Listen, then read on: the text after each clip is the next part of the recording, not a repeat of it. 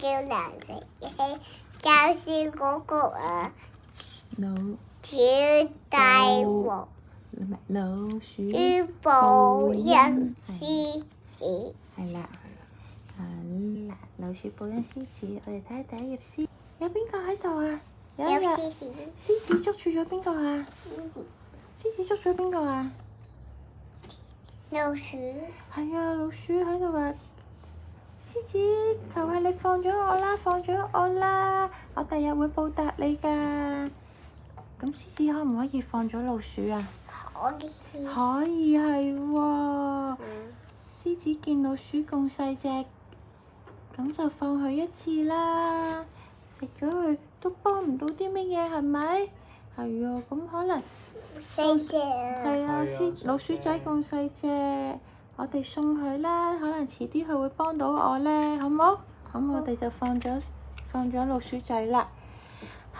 咁有一日，獅子唔小心跌咗落壞人嘅陷阱入面啦。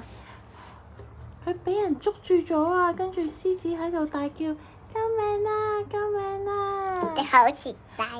係啊，咁點算啊？跟住邊個嚟救佢啊？老鼠。係喎，老鼠仔嚟救翻佢啊！老鼠點樣救佢啊？老鼠點樣救佢啊？老鼠聽到啲獅子係啊，老鼠聽到獅子求救喎，跟住點樣啊？咬爛個城。係喎，咬爛個城網，跟住就救咗獅子出嚟喎。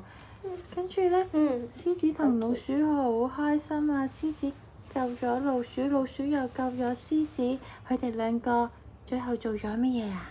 做咗小朋友。係啊，做咗好朋友。完成咗啦。係喎，多謝大家今日聽我講嘅書。呢個故事係講大家唔可以以貌取人，就算好細隻、好細個嘅小朋友都有自己嘅能力，係咪可以幫到人？係咪啊？係啊。係啊，希希可唔可以幫人啊？係啊。係啊，希希都可以幫到人。多謝大家。多謝大家。